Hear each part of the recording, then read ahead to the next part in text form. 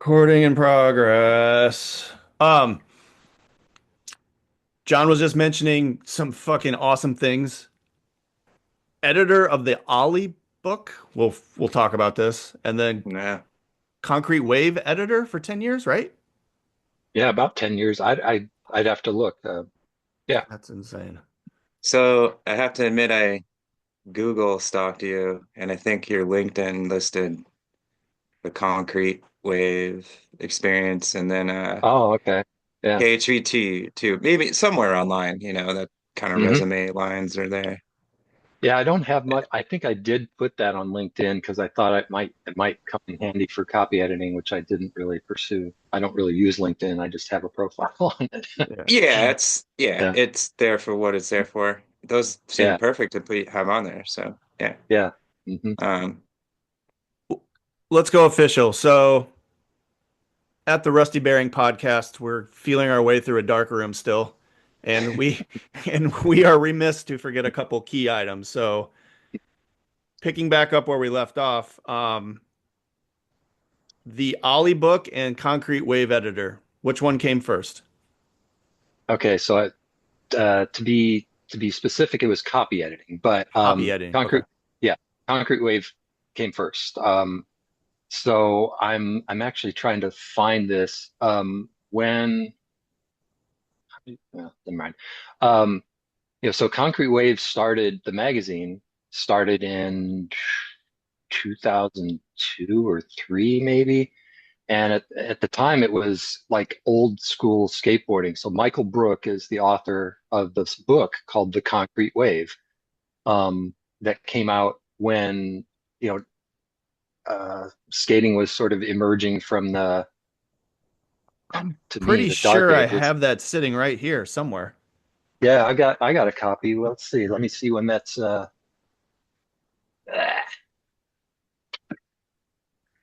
so Yeah, yeah, yeah, yeah. yep, here we go. nice. Scott Starr photo on the cover.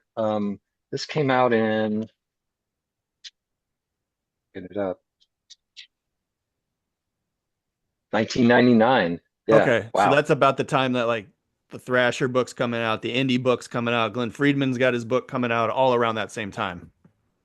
Yeah, I don't know the exact timeline for those, but yeah, there was definitely several people that had, stuff like that. So, and it was, so the book was sort of like, so he called it the history of skateboarding, and he actually did an okay job on it, pretty good. But I remember reading that and being like, oh God, I can't say specifically because it's actually been a long time since I looked at it, but like every skateboarding book that's ever come out, pretty much, except for maybe the ones in the 70s that were published by like real publishing companies, they did the worst job on like identifying people, and like they'd spell like, the equivalent of like they'd spell Steve Olson's name wrong or something like that. And it drove me nuts as a Hmm. spelling nerd to see that, and as a like a skate history, aficionado. And so when Concrete Wave magazine came out, um, it was a lot was focused on like old school skateboarding, if you want to call it that. Michael Brook is like my age or maybe even a little older. He grew up in the 70s and, skated back then. And so it was like, revisiting, Kent Senator had an interview, or, Olson or Dwayne Peters, or, guys Yeah. like that. Was Juice going And back then or not? Juice was definitely around. Yeah, Okay, okay. Juice goes back to probably in Yeah. the mid 90s sometime. And it was real. I wouldn't say obscure at first, but it was probably only distributed in like around LA and Venice Yep. around that time. Or, just like the really diehard skaters that, like the guys like Bruce Martin and, you know, uh, you know, Lenny Bird from Atlanta, and or from Georgia, and those guys that were just like absolute diehard people. I'm sure they were, into it. Um, anyway, so Concrete Wave magazine comes out, and I would, you could buy it at like Barnes and Noble bookstores and stuff like that. And I would look at it and be like, oh man, this is some cool stuff. And then, but that like the editing was just terrible. It was just awful. And so I at the time I was, kind of getting back into quote unquote normal skateboarding or Ah, regular skateboarding, ramps and parks and stuff. Um and but I there was this is pre-Facebook and stuff before social media ruined, so many online things. There were these big message boards, so like there was Skull and Bones for, the hardcore guys, and then there for downhill and longboarding and slalom, there was NCDSA, Northern California Downhill Skateboarding Association. And that was like the central place for like anything longboard or slalom, and it was super popular. Anyway, Michael Brook had his own forum on there for Concrete Wave, and he was like, be like, "Hey, the new issue's coming out. We've got such and such and so and so." And I always want he always wanted feedback if people, like, what do you like about it? What do you not like? And um, I posted back to him, and I was like, "Well, I don't have any real complaints except there's one thing that really bothers me. I don't want to put it on here because I don't want to be like just seem like a jerk." And within like a few hours, I get this email. It's like, "Okay, hit me." And I'm like, "Well," I was like, "Well, okay. Uh, your editing is terrible. Like basically you can't spell people's names. You got like no captions on half the photos. It was, just really bad."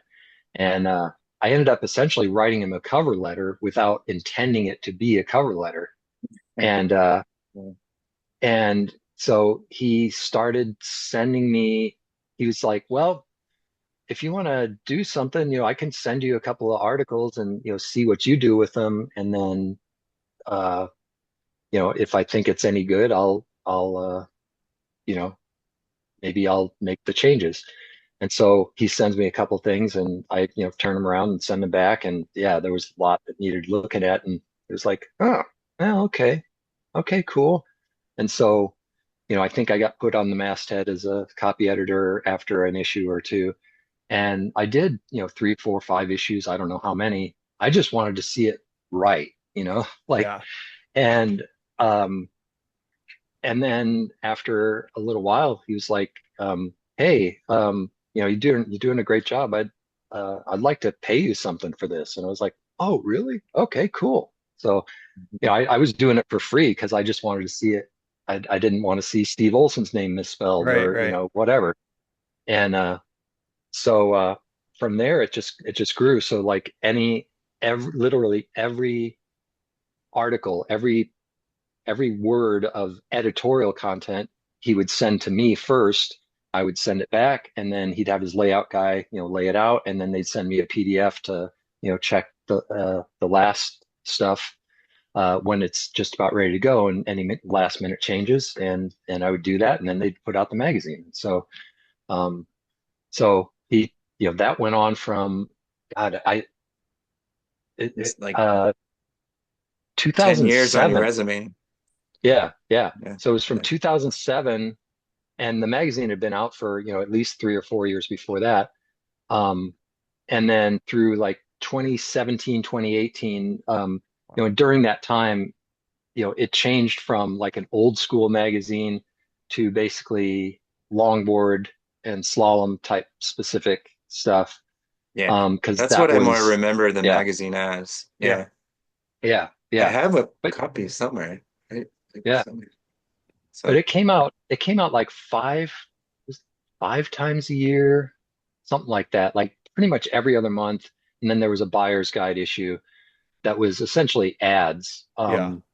You know, but like uh and they do photo annuals and stuff. And what was kind of cool is he'd do like some issues, he'd do multiple cover shots, so like one issue might have like, I think the most they ever did was like 8 different covers or something like that. Wow. And I just asked him to send me a copy of every cover, like every variation, because I'm like that. Yeah. So around this time, the web starts to take off. Are you participating Mhm. in web content, and are the articles from the mag basically just wind up on the web, and that's kind of how it goes? No, it was all print. all print Oh wow. through. I mean, some of it he did have a website, and some of it ended up there, but this was so it's kind of hard to remember, but really, I mean, print magazines were already going down, probably since 2010 or whatever. But really, it wasn't until I don't know, around the time that Concrete Wave started really, fizzling out, that that you know print magazines really took a dive in newspapers, so like, by 2017, 18, there was still a fairly decent market for that kind of stuff, but it just really nosedived after that. So, and really so in like, 2008, 9, 10, 11, 12, man, longboarding was huge. Oh yeah. Um, Yes, it was. And in fact, it helped sustain a lot of mainstream skateboard companies, and probably including NHS, Yeah. before like the reissue stuff really caught on the way it Yeah. Yeah. does now. We And the were trickle down to skate shops and we kept it were Yeah, all yeah, going. Yeah. just having a Yeah. conversation 2 weeks ago about Sector 9 being back in the hands of its original yep, owners and yeah. how good those days were, because if Sector Hmm. 9 was, dude, as far as they were the best-selling skate brand for a few years. Like they sold the Yeah, most hard goods. And if right. you're number 2 to that, you're doing okay. Yeah, right. So that's a positive thing if that comes back around as it did. But at the time, dude, I was working at skate shops, dude. We load up a rack of longboards and some guy in sandals comes in and off they go, like Yeah, yeah. And so that really worked well for the for, good, 8, 7, 8 years at least, or, from before I started, working on the editing. Um, so that, they had at least a good 10-year run where it was just flush, and, the magazine was, had, full color ads. It was really, nicely done. It was like a perfect bound, square spine, and, always had really good cover shots, and but eventually the longboard market kind of started, tapering off, and, basically he couldn't sustain it with, some of his biggest advertisers just, pulling out, not paying company, those bills yeah, anymore. Yeah. right, Where companies is were it falling based out away of? because they weren't. So, Toronto. Michael Brook Toronto. lived in Toronto. Okay. And so that's where it was published. I don't know. I think it was probably printed in Southern California and then, distributed somehow. Um, Yeah, I he had remember a, seeing it in those like Barnes and Noble days, Dude, it like had big Mhm. distribution. It was you know, around. It did. yeah, Yeah, for when there was sure. like every skate magazine at Barnes and Nobles or whatever. Yeah, right. So There was like, wasn't there a magazine that was just called like Concrete also? Or, oh, it was ink like out of, or yeah. yeah.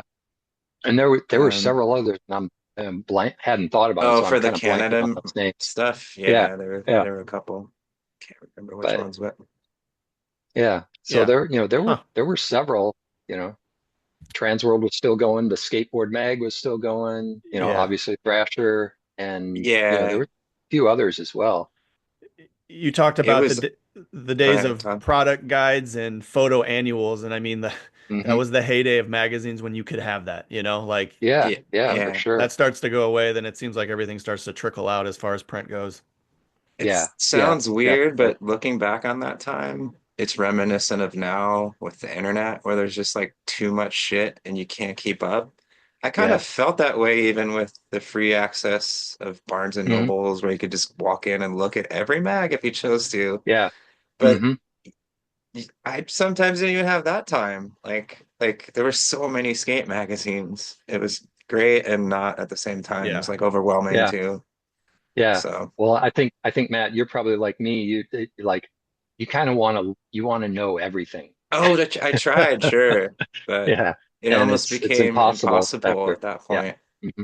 Yeah. Yeah, Yeah, which for it's sure. still neat. That's great that it did. Yeah. So, Yeah. um, So anyway, yeah, so I did that. I did that for from like 2007 to 2017, 18, whatever. And then Michael eventually kind of stepped away, and I think the magazine stopped. And now there's a website that I don't know if he sold the rights to the name or what. Um, he's got something now. Gosh, I can't remember what it was. uh, I'd have to look it up, but he's got sort of an online presence again, but it's not really skateboarding, or it's maybe a little bit of skateboarding, and then it's like towards over the last like 3-4 years, he started getting into a lot of sort of like there was some sort of like spiritual type articles in there, Mm, like the like he would have like he interviewed a guy, longboard therapy. There was a therapist somewhere okay. that like Mm, had people ride a skateboard, and then like the uncomfortable feelings that it gave him, he would like talk with them about stuff like that. Oh So boy. um and so it got a little uh, I don't know if that may have turned a few people off. I mean, it was important for Michael, but I don't know if it yeah, was really important for his readership. So It seems like you're um taking a very niche market and then making it right. even more niche. Yeah, very, Yeah, very neat. yeah. Yeah, yeah. yeah. Um, I think now, uh, I don't remember if this is 100% sure. I think now, so Michael had a history in like the music industry. He was like in music promotions before he like got into doing the Concrete Wave magazine. And then now I think he is a funeral director. Oh wow. So totally different, Yeah. aspect.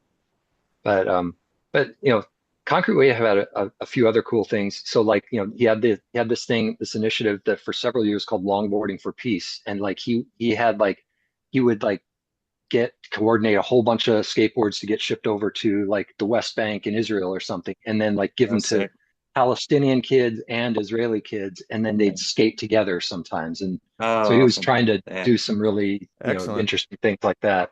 yeah, So anyway, it was yeah but that was a good time. I really enjoyed doing that, and I felt like I was really out of the mainstream skateboarding. I mean, I have been for 20 years, but still doing it, but not like actively involved in any way. But I was really involved with slalom, downhill, longboarding, and it was neat to kind of like see all the new stuff that was coming out. Yep. And there was real technical innovation during that time. Like trucks got so good, wheels are just fantastic now, and so yeah, that was pretty neat. Oh, that's excellent. Um, so the Ollie book. Am I referring to that? Is that the correct title? The Ollie, or the what's the Yeah, actual it it's should. title? I I think mean, I got people it just right call it the here. Ollie book, but yeah, Okay. Yeah, it's called A Secret History of the Ollie. It's by a No guy named way. Craig yeah. Snyder.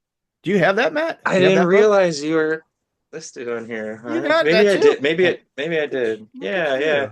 It's. yeah. I suck. I'm apparently only to chapter 53, Well, dude, John just held but up the book. It's a um, thousand pages long, man. yeah, Yeah, yeah. I was giving it's it a nine. really big Yeah, go, and then I kind of like let go. it's 912 pages, including like Yeah, 30 some pages of index, I'm guessing. but really Um, great stuff. So yeah, I didn't So, yeah, so realize. Yeah, I didn't read the bylines enough, or whatever you call it at the front. So yeah, what is that book so about? I'm not familiar with it. it's really a history the of skateboarding. The yeah. history of skateboard, not just the Ollie, but the history of Right, skateboarding. right, I think they right. try to paint just a better picture of like, okay, everybody tries to put the invention or whatever you want to call it on one person, but it goes beyond that when you look at Yeah. any invention. So that's Hmm. what they're really digging into. Yeah. Like you So wouldn't the have it without urethane wheels and all that, right, So right. So the yeah, it's good stuff. author is a guy named Craig Snyder. Craig is a few years older than me. I think he might be like 65 now, but he's a youthful, slender guy, still skates. I think he surfs or has surfed. He's Mhm. from Florida. He grew up around Miami, and he was a friend and one of the first guys to photograph Alan Gelfand, the Ollie. Ollie for Yep. whom The guy. Ollie is Yep. named. Alan Gelfand grew up in Pembroke Pines, which is like a suburb of Miami, or Hollywood, Florida. They're all, around Miami. And so Craig, so the book is incredibly detailed. Like you, I so I was if getting you look, lost in it. I think that's why yeah. I just yeah. So if you look carefully, what this Oh, it's volume 912 page one? book is volume one, the 1970s. Holy cow. So it stopped at like the 1980-ish. Um, but it originally it was to tell the story of the Ollie, and Craig's main point was that yes, Alan, it it was inventing is one thing, creating might be another. It's some semantics in there.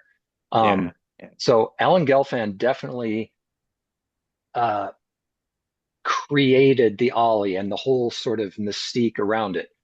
But Craig delves into the history of, from being there and photographing Alan and skating with him and seeing him, and like giving him rides and stuff like that. There were other people at the same time or around the same time that were doing things very, very similar. And he was trying to tell more of the story other than just like this one kid from Florida made this magic invention. I mean, Alan was better at it than everybody else, and he absolutely deserves his place in history.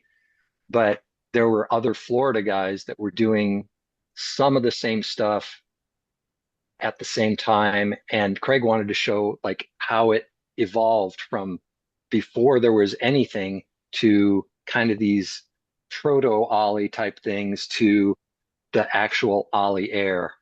And then in so doing, he did a lot of what I think I do in conversation, which is I'll just go off on tangents for 10 minutes and then try to bring it back. And so it just kept expanding and mushrooming, getting bigger and bigger and bigger.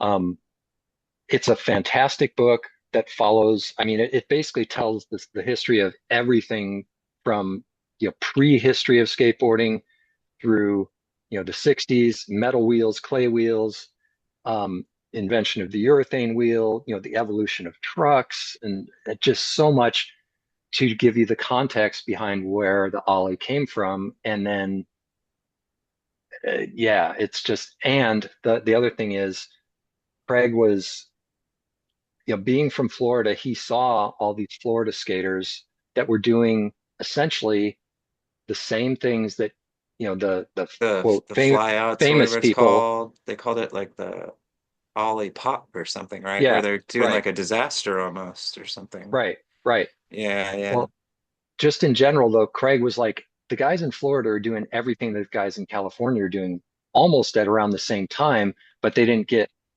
really not much credit for it. It's not Yeah. like they didn't get any, but they certainly didn't get much.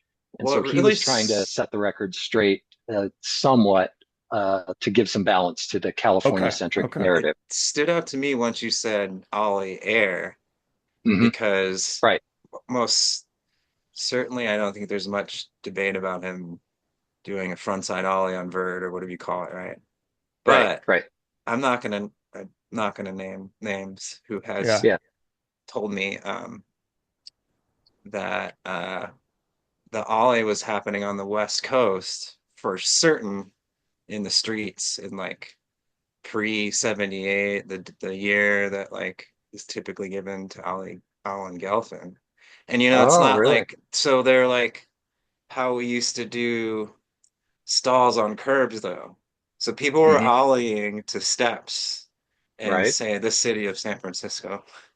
Okay. Um, Okay. so if you consider just the act of smacking your tail to get off the ground and ollie, then Hmm. Right. you get into semantics, right? Like Yeah.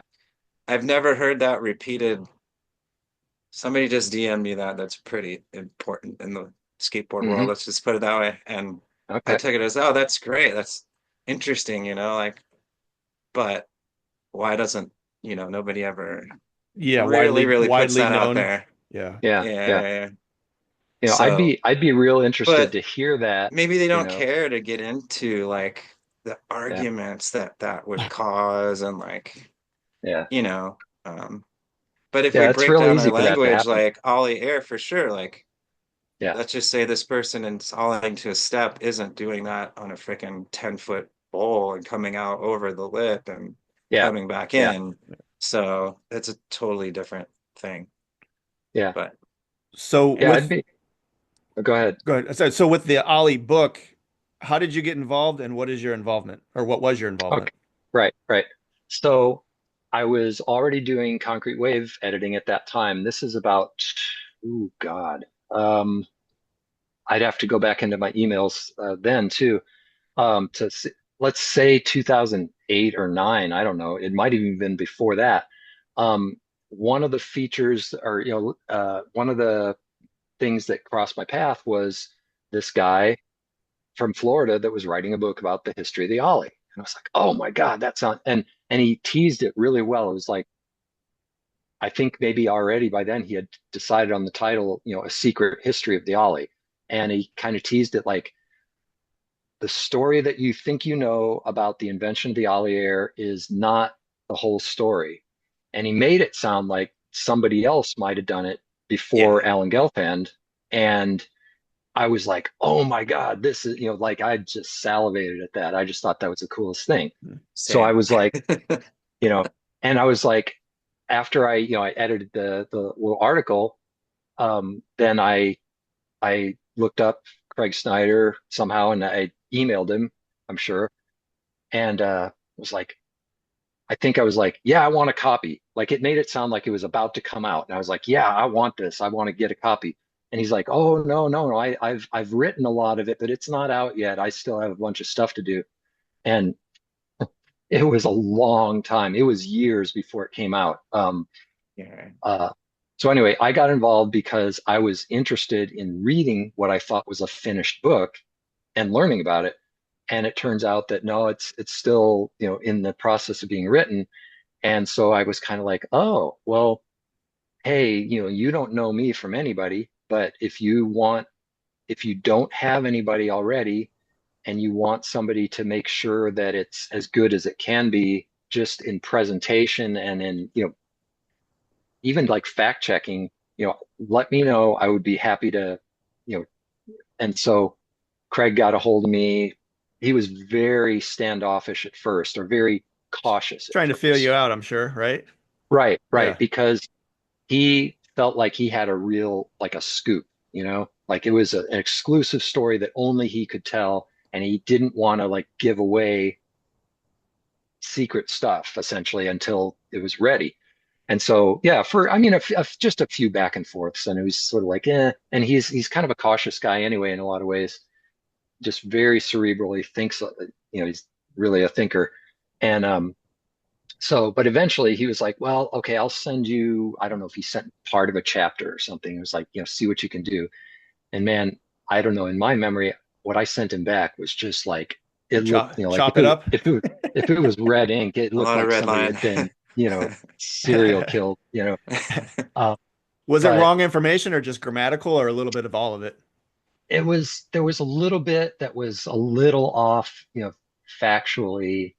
I mean, just kind of minor stuff, but it was noticeable. And then, and Craig's not a bad, he's not bad at, grammar and spelling and stuff like that, but it was definitely draft. And yeah, there was definitely some things, um, not so much like facts or names, but just like some of the grammar was a little off. And Just so I, illustrating ideas, how Yeah. you get to yeah, ideas. It just needs a little bit better right, pathways and that sort Yeah. of stuff. right, right. Well, if And there's two so, people involved and one's a yeah. better writer, go with the better writers. Right. Well, I think everybody could use a good editor. So that's, Yeah.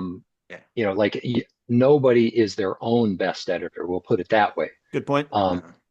and um, so yeah, I sent him back something, and he was like, and then again, it was kind of went back and forth a little bit, and but it was eventually he was like, oh, okay, well, yeah, I'll send you some more. So he'd send me a few chapters at a time, and I would do those and turn them around, and he was still rewriting. So it was just really a endless process. And it turned out, so he had a so Craig used to work in book publishing. He lived in Boston for a while, and he was in publishing, and so he knew editors and layout people and stuff like that. So he hired a professional editor to help him like coordinate the structure of the book. The layout is And amazing. Yeah. yeah, and then he had a design team kind of design templates for him, and then he did with those templates, he did all the color correct. He did all the photos, he did the entire layout himself with guidance from this team of designers. And it's It turned out monumental. good. Yeah. Yeah, When yeah, did the And book the come amount out? of photographs you guys got were phenomenal too. Like, yeah. Well, and he didn't even get all the photos that he wanted. He was hoping to get Warren Bolster's, you know, photos. Warren Bolster was the first editor of Skateboarder magazine in the 70s, the modern version mhm. of Skateboarder. And, he died sometime, gosh, I don't know how long ago it is already, but I think Michael Brook actually from Concrete Wave actually ended up with sort of custody of Warren's archives or Oh something wow. Oh like that. shit, wow. And somehow, though, Craig was denied permission to use maybe any of Bolster's photos or very few. And so he had to, that would like caused a whole, like almost like a whole rewrite because some of the iconic images that he hoped he could use, he couldn't. So, But yeah, then so there was later a on, whole don't bunch of those stuff. all end up scanned on the internet? Like, Yeah, so don't he was, those like in the past 10 years, like all of is it Skateboarder that Warren Bolster would have been all yeah, it in? was Skateboarder I magazine think for all of sure. those are like scanned and free online now. Yeah, So, anyways, could just be, history could be. back and Yeah, forth, like yeah, legal fight over stuff. Yeah. right, right. So, yeah, it went, it was at least like 4 or 5 years that I worked with him on this book. That's how long it took. Wow. Let's say four for sure. It might be five. The first emails I've got from him are like 2011, and the book came out in late 2015 or early 2016. I forget which. Okay. I think 2015. And it so like Thrasher reviewed it. Um, I remember seeing it and I around. gotta Like get you to sign my yeah. copy. yeah, dude. And Dude. so what I will say is um, I you know I ended up so I learned during this process that there's different levels of copy editing. I had been a copy editor. I worked so I took classes at SLU. I took editing classes.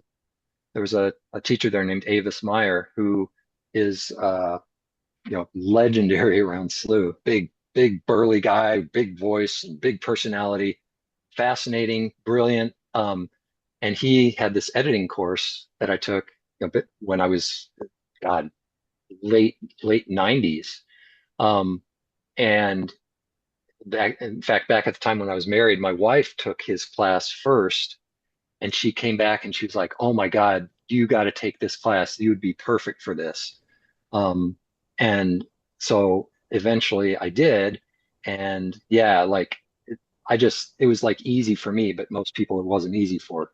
Um, and Anyway, I did really well in his class, and then we kept in touch after. And then he eventually, so he, in addition to being a full professor at SLU, he worked weekends as a copy editor at the Post-Dispatch Hmm. downtown, 2 days a week. And he was like, um, late 90s, sometime one of the female copy editors was going to go on maternity leave. And so they needed somebody for a few months while she was out to take her place. This is before everything was online. You had to go down in person. And he encouraged me to apply for the job. So I did, and I got it. So I did, I don't know, a few months at the Post Dispatch in the early or late 90s. And then It's another time another I did a few it's months. another thing I recalled after we were done talking to you the Okay. first time. I was like, man, I could have swore he worked at the Post Dispatch. Hmm. Yeah. That's Yeah, I did. interesting. Yeah. So at that time, all I did was get news articles and just, they were already so well written and there was not a whole lot to do, but you had to put a headline on and stuff like that. So I had learned kind of one little bit of copy editing.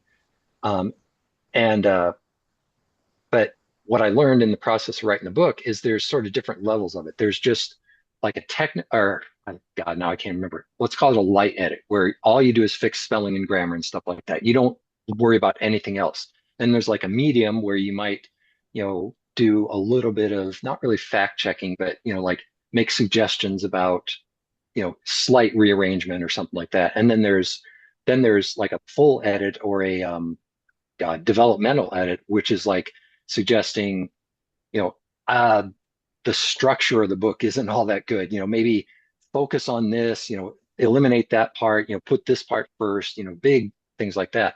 Well, this ended up being kind of a developmental edit with Craig. The structure was pretty much, chronological, but it was, I mean, I was like his main sounding board and like I caught, like any question of fact, and there, it's impossible not to make a few if you're doing a project of that size. So, there were just different things that I caught and, you know, felt like it was really valuable. And I think it did improve the book. I mean, it was going to be good anyway, but I think it made it a lot more like uh, consistently good. And what I am proud of is that in the 900 or so pages, it kills me though. I still missed a few.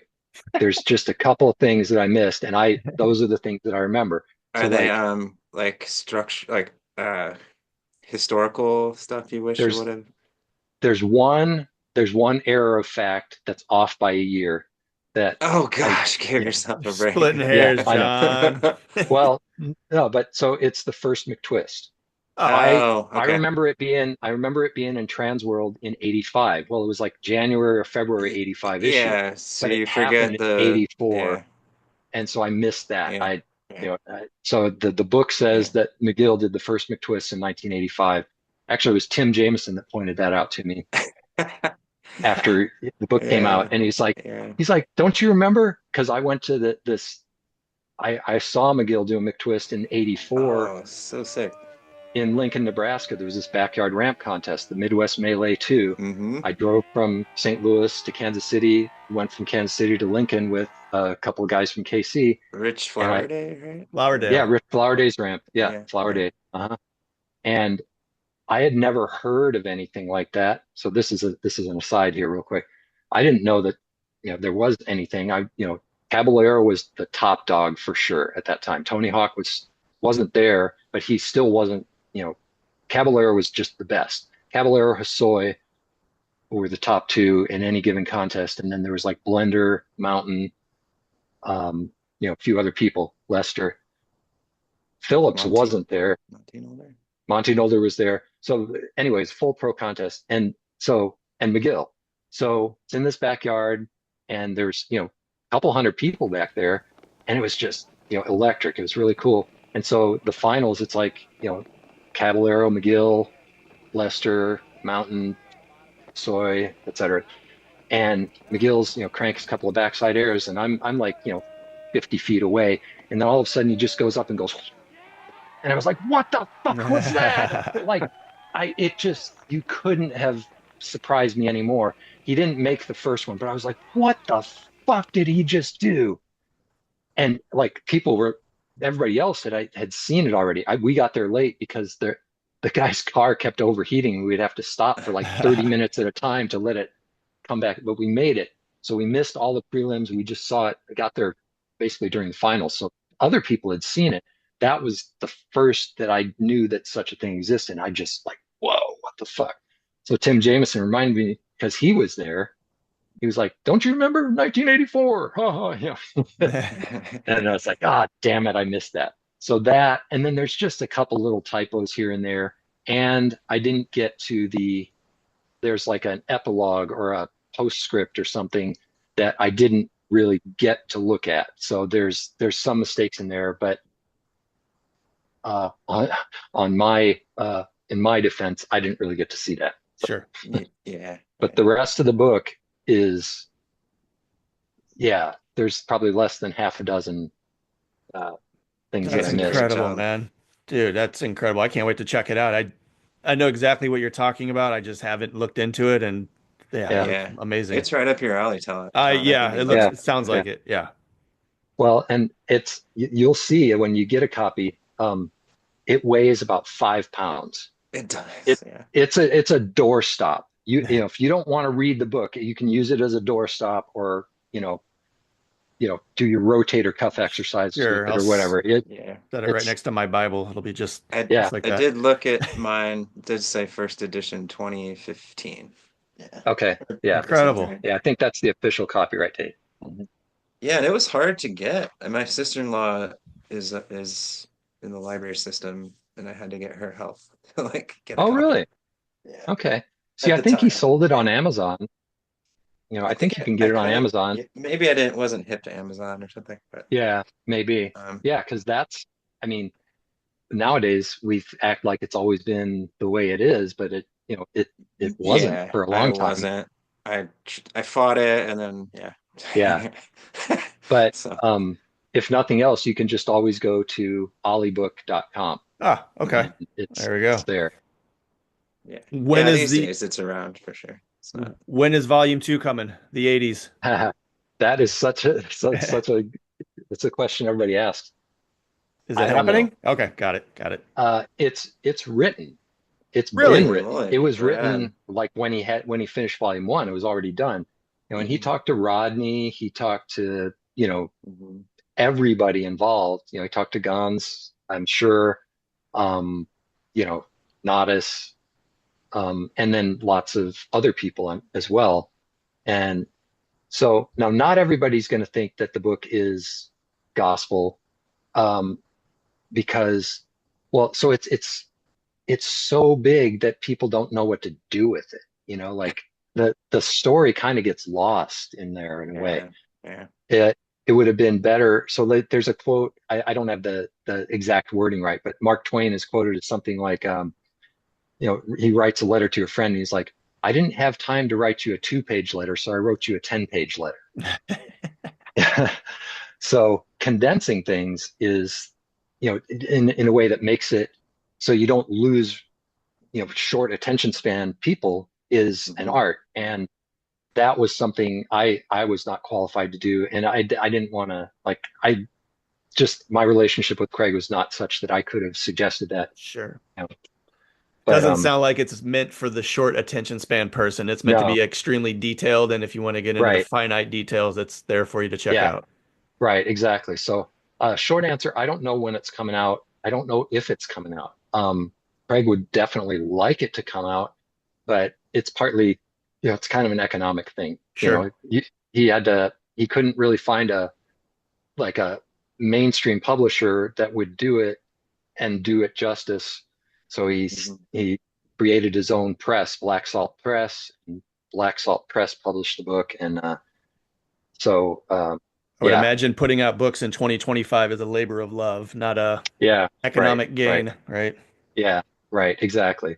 So I think Craig was hoping that it would sell a lot more copies, like the Concrete Wave did when it first came out. That probably sold, I don't know how many. It might have sold, for skateboard books pretty well. Maybe 50,000, 100,000 copies. I don't know. Yeah. Hmm. The Ollie book was not that big a printing, and it's expensive. Like Yeah. now, Could I, be I just 40 or looked it up. $50, right? That's cheap. Yeah. Right now it's $51 on Amazon. It was like 79.95. It could have sold for 120 or Wow. something to really make anything back. But because it's like really good paper stock. I mean, it's the quality. It Really, just, really nice book. Yeah. yeah, it's very expensive to print. Huh. Uh, I'll have to go so check it out. I like to go to the local yeah, library. I'm wondering if they got it there. I can reserve it and dig into it. yeah, they might. SLU Library has a copy. I made I'm sure we had sure it one. does. Yeah, yeah. Um, so Nice. yeah, that was a big part of my, of the 2010s, for me, uh, I bet. and so Yeah. yeah, that was very enjoyable, and that, like, it is something that I'm pretty proud of my part in it, As you should be. that It looks incredible. yeah, Hmm. yeah. Nice. So Well, part of the reason why we jumped back on here is because after we hit stop, we had a fantastic conversation about Transworld Skateboarding's November Hmm. 1994 issue with an okay. article about St. Louis that was shot entirely by yourself for the St. Louis Mhm. portion. Because if you remember, it was St. Louis and Omaha. I just thumbed through some of the I just thumbed through the article and I didn't realize all the Omaha stuff was video grabs that obviously Ah, Steve Barra was Yeah, okay. shooting or somebody was filming up there. But yeah. how did that article Like come to if be? So my memory of it is that Steve Barra just got a hold of me. My part of it anyway was that Steve Barra, who I knew from back when he lived in St. Louis when he was like 13 or 14, skating with him at Splash. That's really where I actually maybe I met him a little bit before that. Anyway, he had moved to Omaha sometime during his high school, I guess, and but he'd come back through once in a while, and he just got a hold of me. He knew I took photos, and he wanted to do an article on St. Louis or skating in St. Louis, and wanted some photos for it. And he had some involvement with Transworld Skateboarding magazine at that time already. And so that's where it would appear. And that's where I had some photos published previously, starting in, a long time before that. Well, no, oh shit. Yeah, this was when 1990 what? November Four. 94. Right. yeah. Okay. Man. Wow. I was about to say I was off by a decade there. Yeah, you're right. Of course. Um, so yeah, like going back into the late 80s, that's when I was started really doing serious photography of skateboarding. And then, by 94, I was kind of almost out of it, or I was just, that's when all the super technical flip tricks came in, and I just didn't have a fast enough motor drive and the money to spend on a lot of film to, try to do that. And magazines were at that time too, they were going much and much more pro. Like previous to that, you could get photos in. We talked about this, previously, but you could get photos in if they were just a fantastic photo, Sure. at least on some occasions, even if it was somebody that nobody had ever heard of outside their hometown. But by that time, by 91, 92, 93, the magazine was getting pretty much, they just really wanted, pros, sponsored AMs, and, you know, I mean, not exclusively, but it was a lot harder to get stuff in. So anyway, but Steve just called me up and was like, "Hey, yeah, I'm coming through. I want to do some St. Louis stuff. Get you know, uh, tell people and try to get me some good photos." And I was like, "Okay, I'll do that." So So some of it was those almost all street though, because at that time there just wasn't like I don't think you had your ramp anymore by that time, did you, Todd? no, it got Never had taken a out of rap. my backyard on Easter 1994. Yeah. Okay. So it's gone by Yeah. I remember this going to summer grandma's article. house on Right. Easter and coming back and some Heschers had it all loaded up. I was like, yes, this thing's gone. Thank God. Yeah. Yeah. But some of those photos you already had shot, right? It wasn't just like, oh, I know I need to do this. Like there's photos of Dana in there. There's a photo of Ben Goki in there. Yeah. Or was that part of the deal? Like, oh, I know I need to get this stuff together. Man, that's a really good question. I don't remember, at least off Well, the top of my head. one thing I I noticed is, and maybe I'm not remembering your mhm, published catalog all correctly, mhm. but it's a lot of color in this article, and Yeah, yeah, most of your photos are black and white, aren't they? right. All Or like like in some fact that was sepia, or not sepia, but like a greenish tone, or right. it So looks yeah, like, yeah. I think every photo I'd had published prior to that in Transworld or in Power Edge, I had never gotten a color photo. Okay. Uh, But were you and shooting in so color on top of and then sending in sometimes, color? Okay. no, almost none. I did have some slides that I sent into Transworld, but they just never made it. Um, and there were some, and so like late 80s or like 88, 89, I think I was sending them to Transworld and it was only black and white. And then I sent stuff to Power Edge and thought that I might get some in, but yeah, I don't think I did. I used to know this just off the top of my head. Now it's been so long Yeah, since it's I've been really a while. thought about it. But yeah, I think everything was black and white prior to that. And then for this article though, like, Transworld was a flashier, more colorful magazine. I mean, Thrasher was in color by that time, it had been for years, but Transworld was on better paper and it was a fancier I looking was magazine. I was more of a fan just of the visual Yeah. aspect, and yeah, so Yeah. Yeah. at that time, Yeah. especially. Thrasher was raw, and they eventually they stepped it up pretty good. So now, but yeah, Transworld just had better paper, and it was just Hmm. a little more visually oriented. Um, and so yeah, I for that I did, make sure that I shot some color. Um, but mostly most of the time I just shot in black and white because I knew my chances of getting things published in color were pretty slim. And um, I could print my own black and whites. Like I could make them look pretty good no matter what. Whereas with color slide film, you have the slide and that's it. And this is before Photoshop and anything. So like if your picture itself wasn't fantastic technically as well as, image wise or, being striking visually, you had no chance. Whereas with black and white, you could be off a little bit and you could fix it in Yeah, the printing. Yep. Hence the reason And why I like shooting with black and white. yeah, and right. And color print film, magazines didn't accept back then. They would only accept color slides or black and white prints, or I suppose you could send them your black and white negatives if you wanted to. Yeah. Maybe it was a case So of yeah, that all those black and white photos that made it to the article was stuff that was already shot, logged, and the color stuff was like, hey, I know this is yeah, coming. Let me play to their what they like, right? yeah, could be. I could actually. So I'm gonna just real quick. I've got all my negatives back here. I'm just in a different room. Just let me grab Oh, more of John, that's what we want to see, buddy. Come on. them. yeah. So, at least I have them labeled by like when they were shot. Um, so just real quick, I'm gonna take a look here We've to entered the see. dojo. I know. We got the dark room over here. Oh shoot, this in my bedroom that there's just a floor. While he's So I, looking I for just that, keep I'll them just in. point out that Todd, And you have both that's one thing that I a video sequence grab and photo. Yeah, man. And you're in the group shot. You're Yeah, crushing it man. on the I was coverage yeah. here.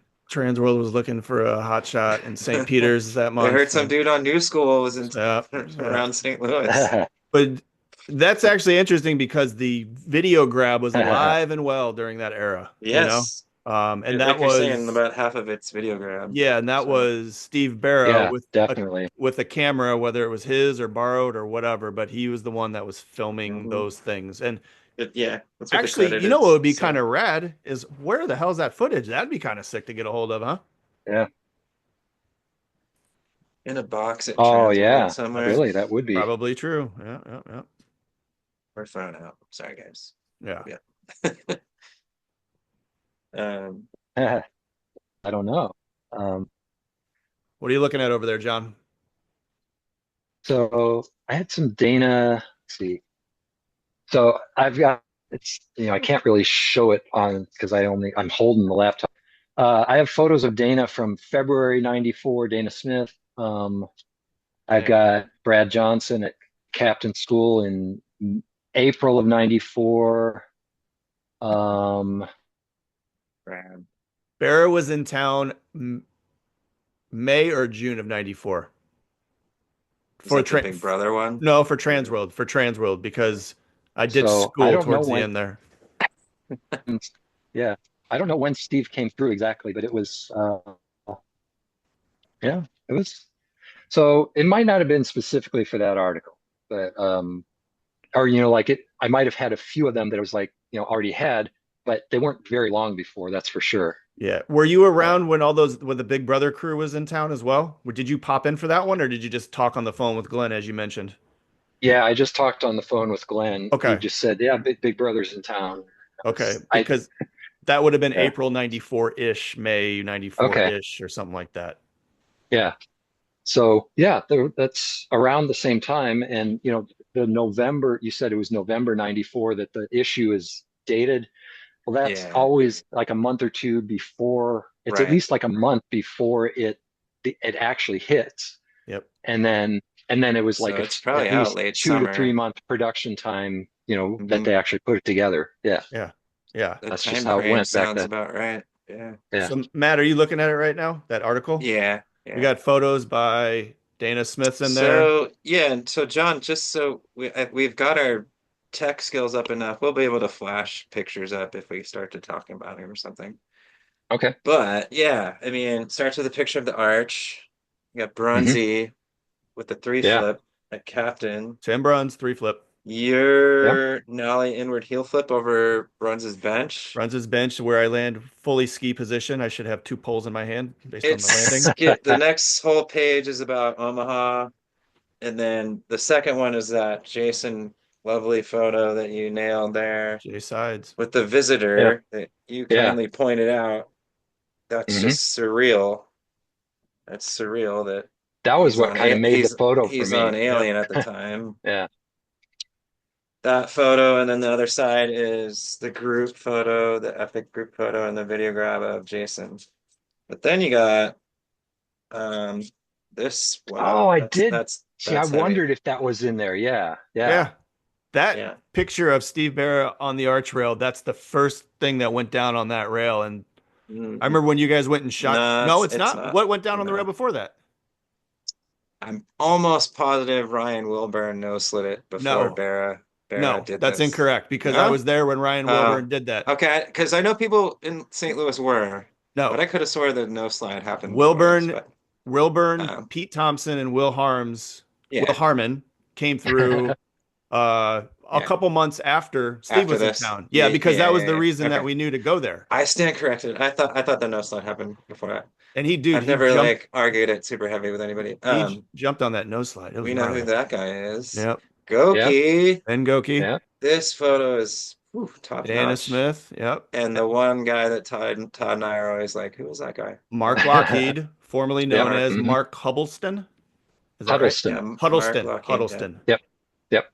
Right across the street from Ted Drew's, guys. That's right. Yeah. Exactly. That shirt is sick, though. I've always loved that. That was a wise choice on the skater's part if you didn't tell him to put that shirt on. I think I told him to wear something colorful. Yeah. Yeah, Nice. yeah. So yeah, it But popped pretty good, even though you can't see his so face. for Jason's episode, apparently Jason is the guy who videoed this. So Jason, That could he, be. he Yep. Yeah. filmed it while you take the photo. Yeah. I remember you guys went Yeah. and shot So that photo and came back. I remember Jay in his very animated manner described, he just grinded the rail, which Yeah. was incredible back then. That was the beginning of yeah, the handrail stuff to Yeah. that skateboarding. thing, Yeah. was Yeah.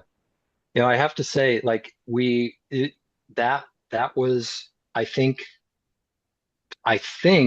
that was the only one that he made. And because I think once he made it, we were like, let's get out of here. That's a yeah, federal Like we offense right there, man. he got testing he the got waters, yeah, of he how got much four or trouble you get in. five. He got about, I think he maybe did about 4 or 5, and I think I have the bail slides from those. But that was 100% full make. Hmm. And Yeah, like I said, Incredible. previously, it was like that's one thing I'm proud of is you know every photo that I ever had published was a full make, 100%. You know, Matt, and what it's video did such that a wind up sorry, in? uh, Is that like tentacles maybe tentacle? the Okay. foundation, yeah, Yeah, because yeah, that's the foundation. one foundation with for sure. Wait, They John, you got the didn't St. Louis cover. yeah, you Yeah, didn't shoot that, did you? The cover of that. Who shot that video with the No, I arch bet with the it whole would be team? like what's his name, Mike probably Ballard or Swank. something, or maybe Swank. Yeah, Okay, good call. Good call. Yeah, yeah. But yeah, But I think that's where it ends up because that's like 94. yeah, yeah, yeah, yeah. Yeah. yeah. Interesting. So did Mm. were you in the loop with Grant or Dave Swift like, hey, this article is going to come out, or was it more like Steve was kind of pushing it on his side? I think it was pretty much all Steve, and Steve was just like, send the photos to Grant. So that's what I did. And Rad. yeah, that was what was really, so that's the biggest paycheck I ever got in Yeah. skateboard Nice. photography. Sick. I think I think I ended up like, because it was like basically, like you got different amounts for different sizes, and like full page was a certain amount, and then color was a certain amount versus black and white.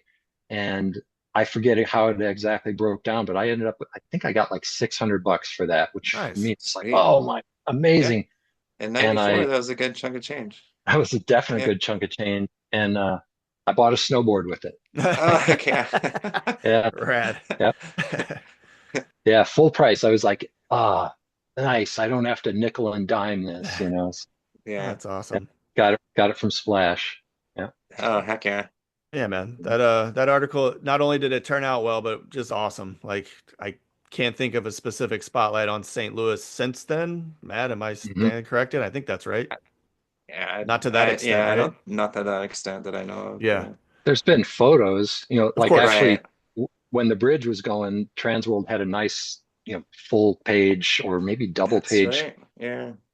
of, again, I think it was somebody kind of from behind. Uh, man, I can't remember who that was now. I should, but just haven't looked at it in Um, a while. But yeah, like in terms yeah, of like any sort of spotlight or anything like that, not that I know of. Yeah. right. Maybe like Skate John did one actually pretty in the Mhm. past like 5 years, but not I don't nothing on the level that you Yeah. did, John. So Yeah, Transworld was at yeah, full power back in 1994. It's yeah, thick. It got articles and interviews for days, yeah. yeah, and I read it. I read it. It's not very long. Mhm. It doesn't. You can tell there's no like speaking of why he's coming here, but we know like his history. He's got Omaha and St. Right, Louis, and it makes sense to somebody that kind of knew that story with him. So, right, right. um, I think it doesn't the St. Louis part something like he you know, kind he's of basically suggestly like, says more that's home in this article, which yeah, was interesting. But right. He yeah, said so uh like basically the whole article was just like I was making this trip. I didn't know if it would come together. I called, from a truck stop somewhere, held the phone, yeah, 3 yeah, feet from my face and dialed John Harms, it said. And then, it came together. He got a few people together. Cool, it happened. And then something like, yeah. St. You remember Louis it is well. a It's like, pretty cool town. yeah. I'm proud to be from there. Yeah, Something like that that. was the Yeah, very end is like yeah, heartfelt, hopefully. yeah, Yeah. yeah, Yeah. I remember I should air Dana out. Like there's one sentence where uh he says Dana was too cool to meet up, but since I've yeah, gotten to know Dana really well in the past like I don't know, yeah, whatever, 5 or 6 years, like he's brought that up. He's like, dude, those guys just didn't call me. And I'm so yeah. it's water under the bridge, but it's so funny to hear the backstories of like little nuanced stuff like that. Like, Yeah. Yeah, I remember that. Yeah, and I remember reading it at the time, and it was like, I don't think Dana was trying to be too No. cool for anybody. He just right. couldn't, Yeah. whatever reason, he couldn't show Yeah. up. But yeah, Couldn't make the Yeah. 2.5 hour drive from Jackson at last minute's notice. yeah, Like there's other Right. things going Yeah. on for sure. Yeah. yeah, Yeah. yeah. Nice, So, man. but yeah, that was, like, and like I was always honored when, like it seems like there was a couple of different times that Steve, that Vera, like sought me out to do stuff, and that was like I was really touched by that, because he didn't have to. Yeah. And you know, he, like, with me, he was never been anything but just 100% genuine. I hear, I've heard, different things, since then,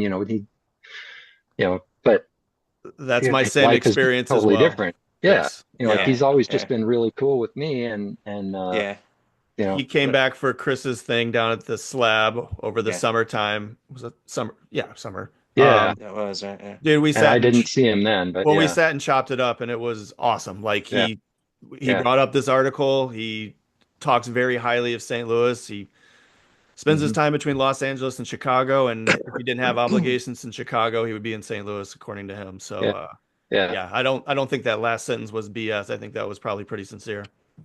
yeah, yeah. I think so too. Yeah. I Yeah. would, yeah, Yeah, I feel like maybe we all know the story of how he's helped out Tyler Peterson. That's just amazing. So it's cool yeah. stuff. Maybe we can get Steve Barrer Yeah. on here, tell his story, his St. Louis Yeah. That would connections. be pretty cool. That would That be would be pretty cool. cool. Yeah. Yeah. Yeah, yeah. I like that idea. Yeah, man. So those were the things we missed on the first go around. Anything else on the radar? Matt, John? Oh Hmm. man, you're gonna be putting me in the hot seat Well, now. dude, What if I'll forget something and think of it like 10 minutes from now? Oh, well, so along the lines of that article, it's such a maybe a not the nice whatever, not the most non-dark question. Was that your last published photograph in a skate mag? Or, well, you're working at Concrete Wave, so I would think maybe yeah, did you something slide a going in couple of there. photos in there, maybe? I'm sure I got a couple of photos in there, but Yeah. they were just Yeah. with, just a regular digital camera or phone or something. Mm, Nothing particularly, you know, unusual or artistic or anything like that. yeah, yeah. It was just Getting some documentary, content in there. right. And Yeah. it was only slalom, slalom Yeah. stuff. Yeah. Yeah, at that point. Uh, So, Wrote an article or two, mhm. about slalom races and, included a few photos, but that's about it. Yeah, Oh, like after the s- 90s, yeah, that was, as far as I know, that was my last published anything.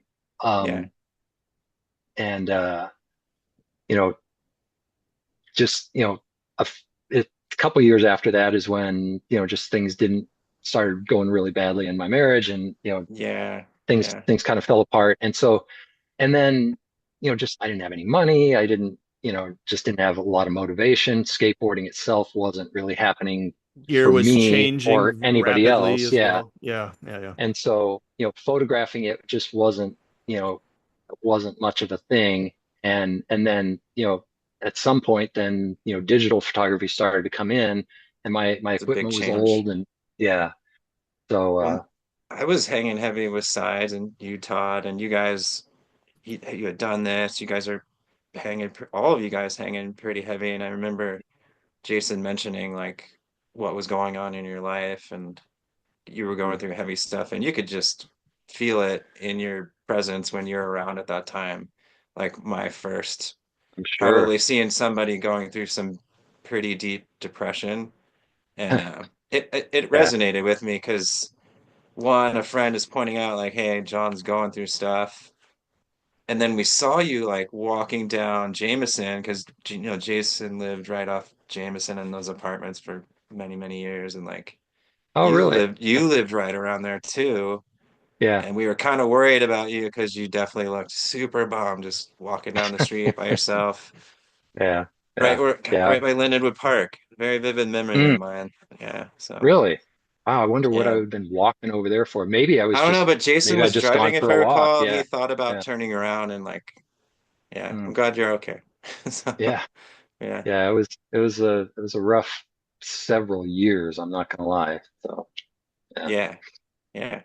I had a question then about some more positive stuff. Like you did Mhm. take a photo, a really, really great photo of Tim Brunn's frontside 50-50ing Oh, the KDH Channel or 5 Channel 5 KSDK. news Yeah. building, KSDK Hmm. building rail. Um, it was amazing. And then just curious if you maybe tried to send that anywhere. I don't want to like, I well, yeah, think I just did. curious. I Yeah. think I did. And I don't know when that would have been. It's probably on the slide Yeah, somewhere if I it have might be it. But 97 probably. It's It's probably like after, yeah, yeah. It's maybe after 97. Tim Because you would sounds moved. know about maybe right. when Tim moved to, well, shit, I should too, because I drove out there with this Tim moved car to or Los whatever. Like, Angeles and had a print of that photo with him, and right it was on like, the at the crust Oh, house, did he didn't really? he? Okay. yeah, it wasn't like it was an old photo. It was like, oh, I got a good photo, like it's recent, Yeah, So Oh, yeah. okay. It So was was it right black and before white? he black and white. moved, Yes. Okay. yeah, out that way. I was just curious if that one was attempted to like get published. Yeah, I think it Sounds like you was. might have tried. So yeah, I think Tim, like maybe I was just, hanging around with Tim.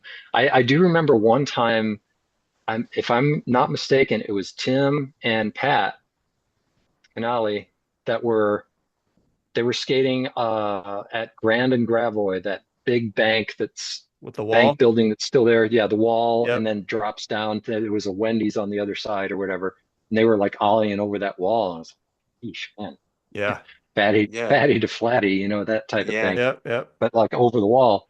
and it was around that time in my memory that happened, and Tim was like, I don't know, just somehow we were like, yeah, hey, you want to go try, he mentioned maybe that rail, or I had seen the Yeah, rail, he and was skating you know, handrails a lot at the yeah, Yeah, time, he was like not just yeah, afraid to. chomping on yeah. them here Yeah. in town. And Yeah, and so, that yeah, we was went down there, and I don't think we got kicked out. Maybe we got kicked out, but we, Tim got I served up in a bad way. I remember yeah, that. I was holding oh, the is that right? flash, or maybe Yeah. wonder. I think he had a couple flashes. I definitely held the Probably did. flash, Yeah. Yeah. and he slammed, tried to lip slide it after he 50-50'd it. He caught Oh his feet man. on the way up. Yeah, it was not I'm like, good. Oh, yeah, Yeah. yeah, okay. See, it all was I scary. remember Yeah, is getting the photo Sure. of the yeah. one that did get like that. That's about all I remember. But yeah, I totally believe you that, yeah, that sucks for him, Well, because like I always, oh man, if somebody, like I was really lucky because like ramps and stuff, people, they bail, but they're knee sliding out. Like I never had anybody get hurt.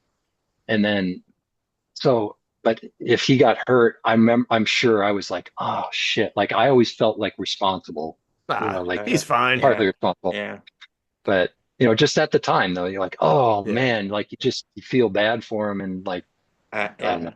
Speaking I of, never witnessed types of slams like that. I mean, I've yeah. never seen somebody skate like a 10 stair handrail and fall from the Yeah, top. It was pretty intense. yeah. Speaking of ramps, Live. with Glenn putting on demos for Altered Skates with Tony Hawk and Neil Hendricks at the firehouse and other random things, Mm, I recall you being posted up shooting some pictures. Yes. Uh. yeah. I do have slides from then, from Hendrix and Hawk. Yeah. Oh wow. Sick. Okay. And those are Most of them color are or black and white? their color. Most of Right. them are really bad. Just The because it lighting was in there so was pretty dark in there. bad. Yeah. Yeah. Yeah, Yeah, yeah. yeah. A couple of them, especially now with Photoshop, I could probably say, Clean it up a save little them. bit. Yeah. And even now that, what, 20 plus years have passed, um, even the ones that aren't necessarily the greatest skate photos, I'm sure if you can reveal some of the people in the crowd and Oh yeah. just the surroundings, that would be at least as much of interest. Yeah. So I've got them somewhere, and I'm Yeah, I think, trying to work on it. yeah, I think for pun intended, like you're gonna look at your archive through your hypercritical lens when Yeah. the nostalgic folks are not gonna be tearing Yeah. apart the things that you as a photographer are gonna tear apart. Well, just like what Oh, you for Like, sure, said, for sure. you yeah, can't be your own editor. yeah, Yeah. You know, Right, like right. yeah, yeah, but shooting those pictures though, I mean, you didn't hang up the camera in 1994. You were still out and about, and when the opportunity popped up, so the camera would come When it out. popped up, yeah, Yeah, yeah, yeah, for sure. yeah, And yeah. so I remember feeling vaguely like an imposter, just sort of like, I mean, I wanted to do it, but it was sort of like, what, I didn't know what anybody would do with the photos, or sure. if I could, like if they didn't get published, like it wasn't like nobody else would see them Yeah, normally, because like how do you show them to anybody? But yeah, I do remember, like, right, maybe it was just more like, you meet Tony Hawk, and he's like, hey, and you're like, hey, and like it's not like you're gonna have a relationship with yeah. him. You meet him one Yeah. Totally. time. So but But yeah, it was cool 20 though. years time with the Firestone ramp, with those guys skating inside the firehouse, like Yeah, it's a yeah, pretty cool setting, you know? That actually those, yeah, despite being maybe darker, they're probably great pictures. yeah. There's Yeah. definitely a few that are pretty good, and actually, yeah, there's a couple of them that I actually really do like, and then I haven't looked at them. I must have seen one or two of them about a year ago, and it's like, oh yeah, that's right, I forgot about those. Um, Awesome. so yeah, I do have them somewhere. Yeah. And so real quick about, just thinking of like slide photos. So when Bera and Rick Howard came through to Splash, that we talked about a while Yep. back, um, I took, man, God, Steve was just skating so good then. And just like it was kind of late afternoon. And I know I got some like blurry or, like long exposure near sunset pictures of him just like doing crazy stuff on a quarter pipe that it was when I was shooting, trying to get stuff in Power Edge at the time. And I sent them there and they never got published in any way and they never sent them back. And I was like, oh man. And there was a handful that I thought were just really cool, just artistically. And I never got them back. And then what was, really cool is that I attribute this to eventually starting to skate slalom, back, 20 years ago, and then going to the skate parks after slalom races and stuff. Well, I went out to California in like, I don't know, it was like 2016 or so. I went there like 3 years in a row to Oceanside for a slalom race, 14, 15, and 16. And one of those years, I think Poods Park was already there. And I went and skated there. And I was with my buddy Brad from Chicago. And we get there late in the afternoon, and there's a guy skating the bowl, a couple people, and there's a photographer taking pictures of him. And it's Grant Britton. Oh, And awesome. I had never met Grant in person. Um, in all the years that I was, trying to send him stuff, I talked on the phone with him once or twice, maybe, but it was all by mail. And so I'd never met him. And so I introduced myself and he remembered me, which was really cool. And we talked. And in fact, we went out, uh, we skated a little bit, and then we met up with him at a pub nearby and, just hung out with him, me, Brad, Grant, and oh fuck, Patrick Emmerich, who was a friend of Brad's from back in the surf and turf days in Wisconsin. Oh, wow. Um, this guy, Patrick Emmerich, was uh, everybody who knew him just said he was just the coolest, nicest, down to earth, solid dude you've ever could imagine. And he and Grant were really good friends. He had moved out to SoCal there and, to San Diego. And so it was me, Brad, Pat, and Grant just sharing a pizza and talking about stuff. And this is when Vera owned the skateboard mag. And like the next day, Grant had to go up to LA to have some sort of meeting. It was when things were just about to fall apart. Anyway, Grant, I don't know if it was at that meeting or if he, we got his contact info, we exchanged it. And at some point, he told me that he, so Power Edge, the photo editor of Power Edge was this guy from Australia, Sinisa Egelja or something. I don't know how you Yeah, I've pronounce his never name. known his full name. I know Sin, the Yeah, Was he photographer. from the Airwalk day? yeah, yep, Yeah, Yeah. yeah, yeah. yeah. He was the person that when they did those ads with Oh, Victor yeah. Nova Victor. or Yeah, whatever. the Airwalk Yeah, Vics were great shoes. yeah, upper class champion of Yeah, sports or yeah. whatever. That was Sin. Yeah, I think that was the person. He was a great skater too, a really good skater from what I know. Um, but he had pictures of him skating in Transworld in the early mid 80s. Anyway, Sin was the photo editor of Power Edge, and I never once interacted with him personally except just sending photos. But Sin passed away 10 years or more ago. I don't know exactly Okay. when. Um, and afterwards, and Power Edge was long since gone, but he ended up with a lot of the photos from there. And somehow Grant ended up with Sin's old photos. And he said, you know what?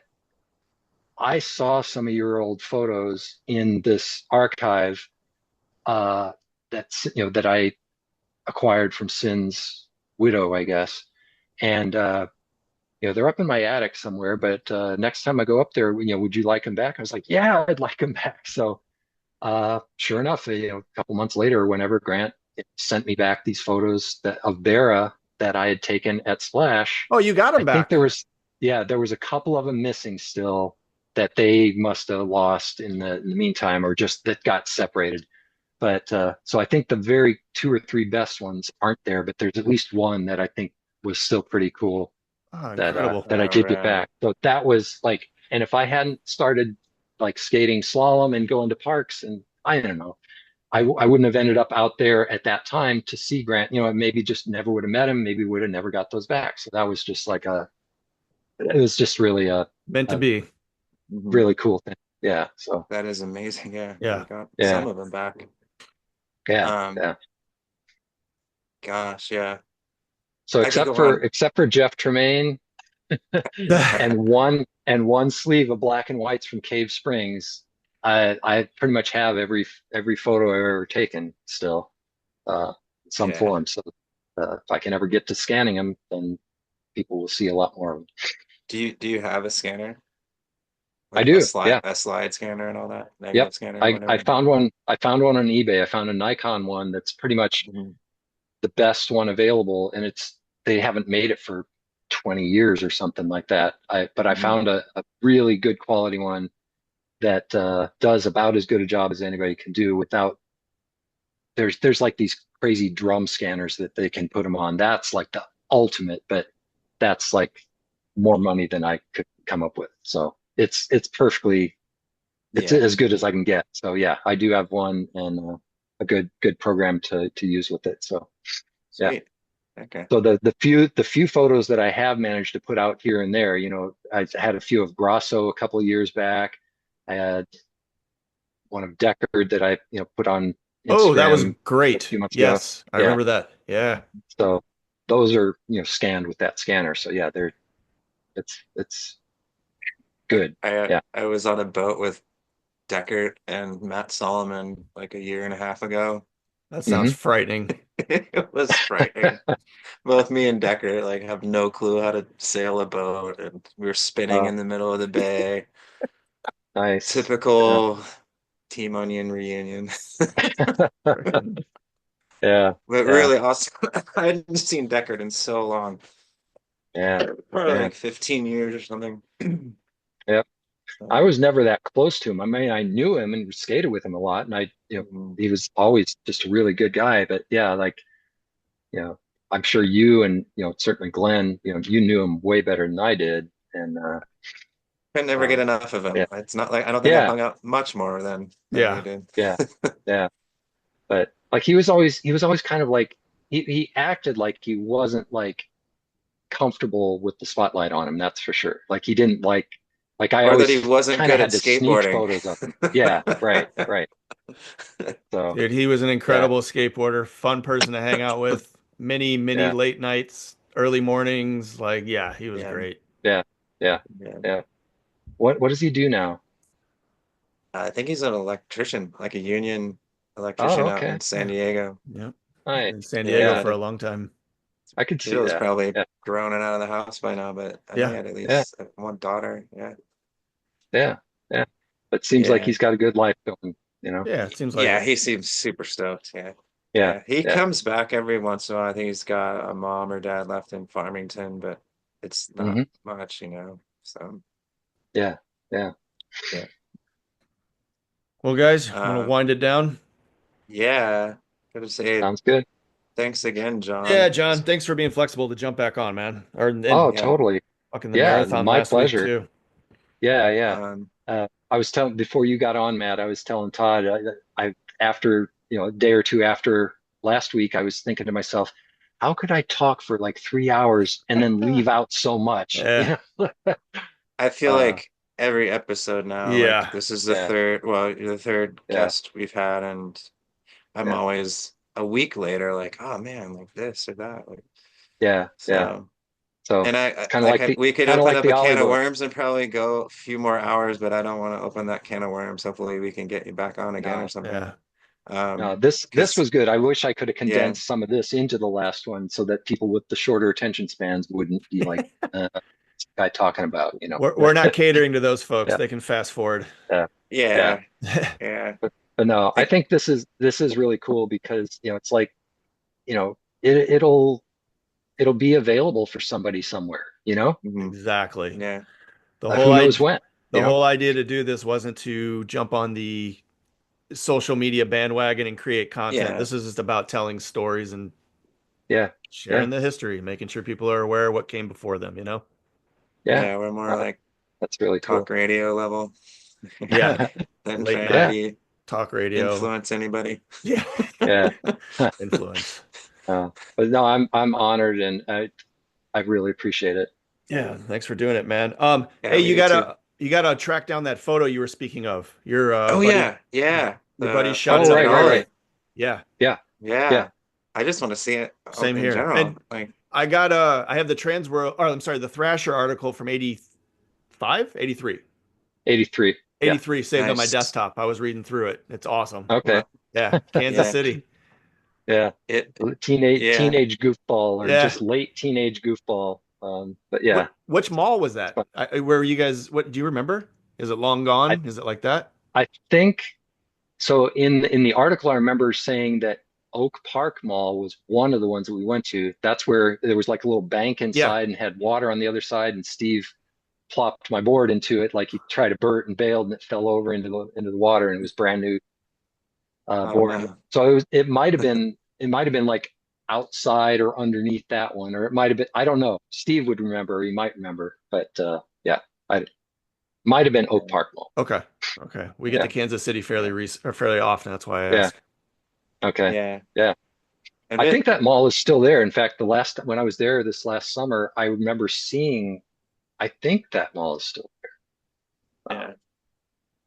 yeah. Not to like tangent into like what the heck we're even doing. I don't know if Todd even know what we're totally doing, but I thought it would be fun, and this is what I'm like, oh, the can of worms. But it would be fun to get like you or whoever else would have been present at like the VP Fair contests and demos, and just Hmm. have more than one person describe their experience.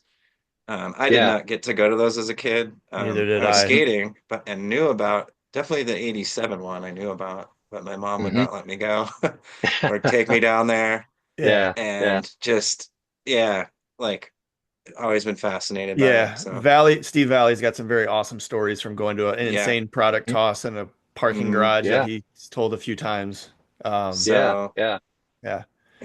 Yeah. we're There, gonna save that Glenn. though, because yeah, Yeah. we could talk about that for hours. I Yeah. mean, I'm sure. Yeah. Glenn would have one view for sure because he Hmm. had some involvement.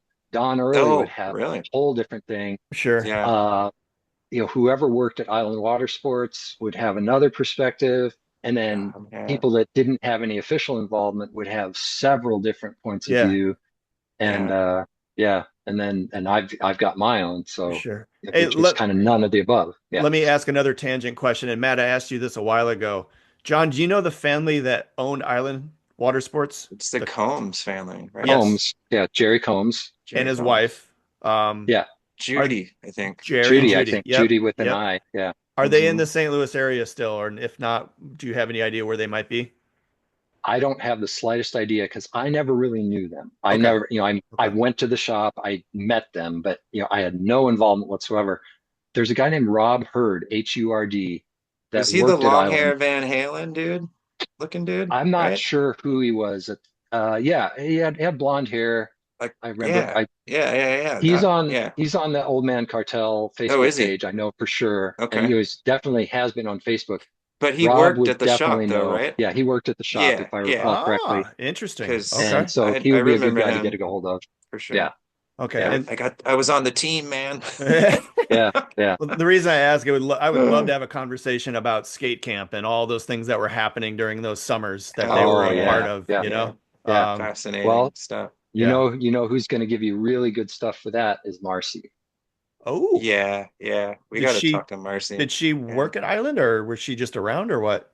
She didn't work at Island, but she was at skate camp. I don't know if she attended skate camp, but she lived in, Kirkwood. Kirkwood Yeah. essentially, and I just remember she and Bethany were they were always hanging out with pro skaters and, just Mhm. different, so, and I mean, sessions I think went for a week, maybe Dave Yeah. Early, Carlson went. kept, Captain yeah, went.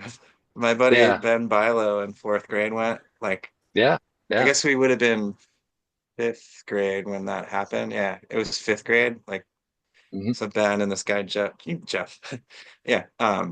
but I was so jealous they got to go Yeah.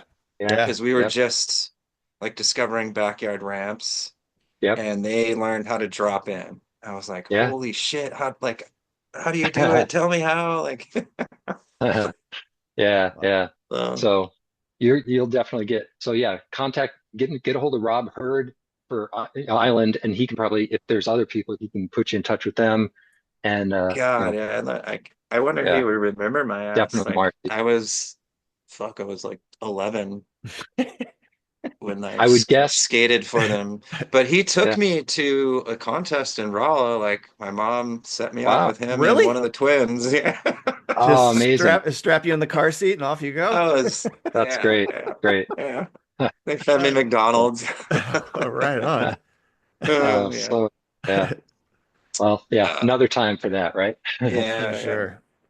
Okay. Oh man. Dude, okay, last one, I swear. This is some new shit that blew my mind after digging into all kinds of shit about St. Louis and skateboarding. Mhm. Have you ever heard of this guy, Tim Jones, who rode for Powerflex? He was a St. Louis Cardinals baseball player. So, Oh, wait. so, so he was apparently pro at, like for Powerflex and skated in contest for Powerflex. And the announcers used to give him shit and call him Skates or something. And he's like, hey, don't call me Skates because there was such a negative connotation about skating in the late 80s Oh, that the he just announcers at didn't. the baseball games. Yeah. He's like, hey, don't call me Whoa. that. Like, and the history, I'll send you guys the articles. It was just neat to find. I'd never heard Hmm. of him. And like, I don't know, like, OG Powerflex team enough from the 70s or whatever age he would have Wow. been. Well, yeah, Yeah, that's fascinating so to me. Tim Jones, you said? Tim Jones. Wow. I don't know. I And have never so heard of that. the article states and gets quotes from Reggie Barnes, who he's cousins with. So it's like, oh, this Oh, seems pretty wow. legit. Like they're He's a talking Nor- about Huh. Reggie Barnes he's and a North like, Yeah. Carolina guy, yeah, like back in that yeah, zone. yeah. Yeah. So, and I think that's where Tim Jones is from. So it Yeah. makes sense. Wow. Was a Wow. Cardinal I know player that. for like 6 or 7 years. Yeah, Huh. No yeah. kidding. Wow. Yeah. Send that to me because I'd be fascinated by that. What, Yeah, I tried I to can, start digging into like 70s Tim Jones Power Flex, just nothing was wow, coming up. So, that's amazing. uh, There's one little weird nugget that I don't think it's related to that at all. But in the old Skateboard World magazines or Wild World of mm, Skateboarding, one or the other, hmm they used to just list pretty much any kind of information about skating. And there was a sales rep or some company, they would say like, to buy our products, contact, these salespeople.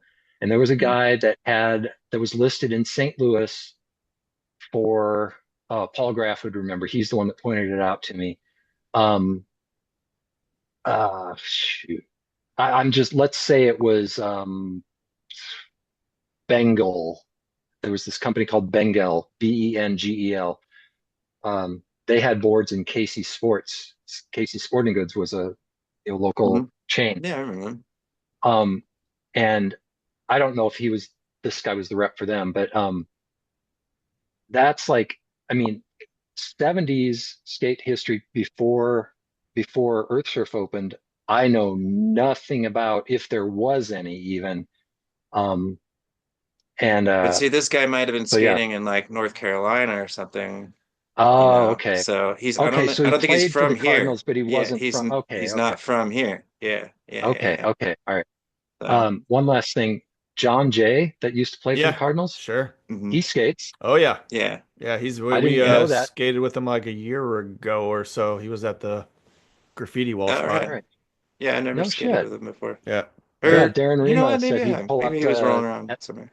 yeah, he skated at Westhoff at least a couple times. Yep. Darren skated with him and stuff. Yeah, Yeah, that's kind of cool. Randy Placer's buddies with him. They did a big yeah, donation for the completes over the holiday this season and yeah. a couple For other the boys seasons ago. club, the Yeah. boys and Yeah. girls That's club. awesome. Yeah. Yeah. That's really cool. And he's back Yeah. in St. Louis. He still Oh, is has he? home in Miami, but he's working for the Cardinals again, it sounds like. Yeah. Ah, good for him. Yeah. I heard that Ozzie Smith had a pool shaped like a baseball mitt. I don't know if that's true.